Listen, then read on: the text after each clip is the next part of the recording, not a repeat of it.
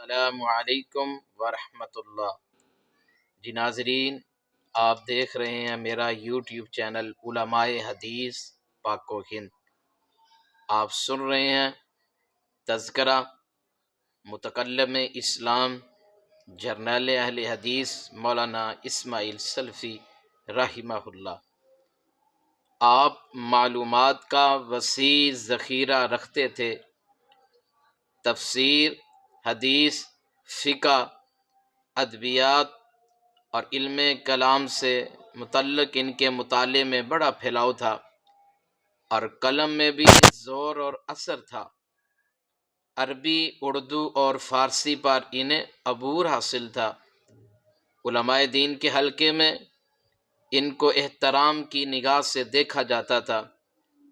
وہ ان 31 علماء کے اجلاس میں شامل تھے جنہوں نے کراچی میں اسلامی آئین سے متعلق 22 نکات کا مسودہ تیار کر کے حکومت پاکستان کو دیا تھا۔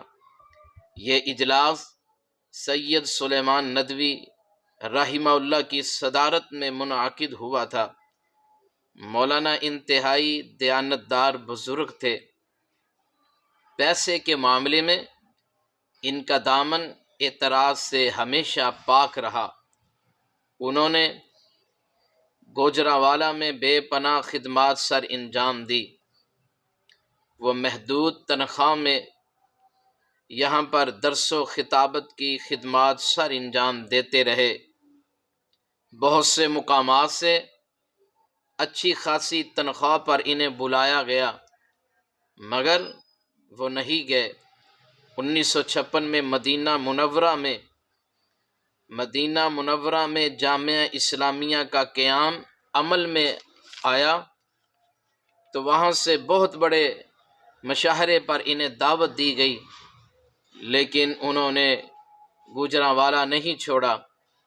وہ فرمایا کرتے تھے، بعض علماء نے اپنے آپ کو نیلام کی منڈی بنا لیا ہے، اپنے آپ کو نیلام کی منڈی میں لے آئے ہیں، اور آپ ایک دن ایک جنازے میں شامل ہوئے۔ اس وقت ان کی طبیعت ناساز تھی۔ کسی نے کہا آپ خود بیمار ہیں اور جنازے میں نہ آتے؟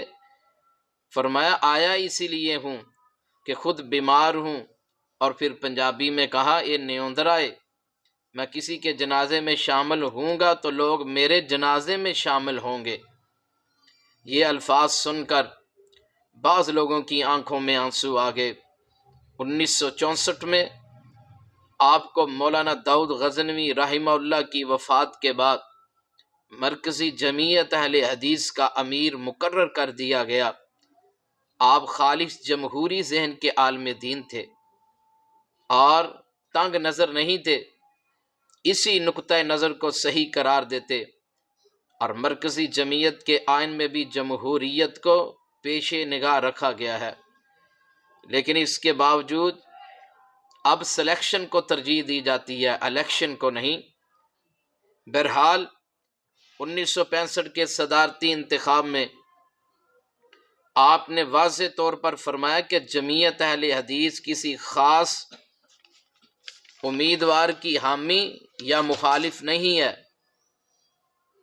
وہ چند اصولوں اور معیاروں کو سامنے رکھتی ہے۔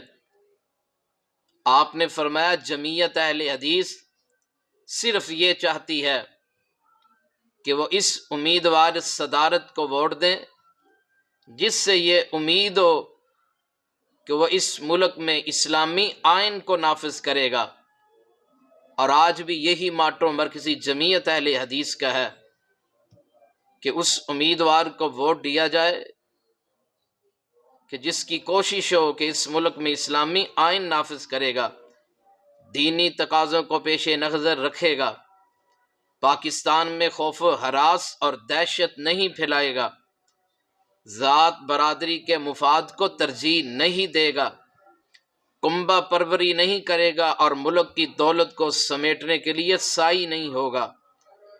اور مولانا نے اس وقت فرمایا تھا میرا سیاست سے کوئی لینا دینا نہیں، لیکن ایوب خان کے مقابلے میں مس فاطمہ جناح کو ووٹ دینا کوئی گناہ نہیں۔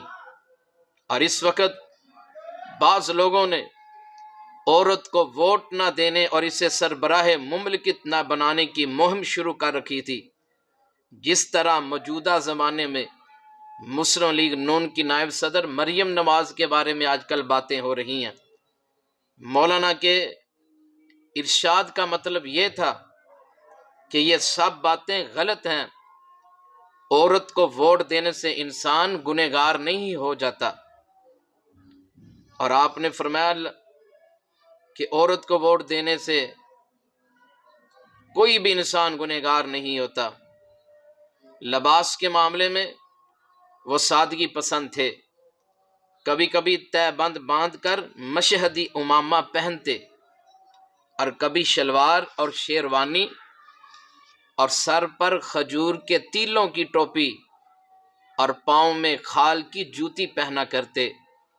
ان کا ایک ایک لمحہ خدمت دین میں بسر ہوتا تھا۔ انہوں نے گوجرانوالہ میں تکلیفیں بھی اٹھائیں اور اطمینان قلب بھی پایا۔ جو شمع انہوں نے پہلے دن اس شہر میں آ کر جلائی تھی، اس کی روشنی روز بروز بڑھتی گئی، اور آج گوجرانوالہ میں اس کی روشنی اس قدر بڑھ چکی ہے، اہل الحدیث کی درجنوں مساجد موجود ہیں آج گوجرانوالہ میں، لاکھوں کی تعداد میں آج اہل حدیث گوجرانوالہ میں موجود ہیں۔ اور یہ جو شمع مولانا نے پہلے دن اس شہر میں آ کر جلائی تھی، آج اس کی روشنی گوجرانوالہ سے باہر دوسرے اضلاع تک پہنچ چکی ہے۔ وہ ایک خاص فقہی مسلک کے حامل تھے، لیکن ان کے تعلقات کی حدیں بڑی وسیع تھیں اور سب سے ملتے، تمام مسائل کے فقہ کے لوگوں سے مراسم رکھتے۔ 1967 میں ان پر فالج کا حملہ ہوا، لیکن علاج سے اللہ تعالیٰ نے صحت عطا فرما دی تھی، اور اس سے کچھ عرصہ بعد کی بات ہے کہ 20 فروری 1968 کو وہ چائے نوش فرمانے لگے کہ چائے کی پیالی ہاتھ سے گر گئی، اور وہ اس دنیا فانی سے منہ موڑ کر عالم آخرت کو روانہ ہو گئے۔ نماز جنازہ حافظ یوسف غکھڑوی رحمہ اللہ نے نہایت الہا و زاری سے نماز جنازہ پڑھایا۔ حضرت مرحوم کی اولاد نرینہ 3 بیٹے، سب سے بڑے پروفیسر محمد، ان سے چھوٹے حکیم محمود، اور سب سے چھوٹے محمد داؤد ہیں، اور سب سے چھوٹے بیٹے محمد داؤد بیٹوں میں سب سے پہلے فوت ہوئے۔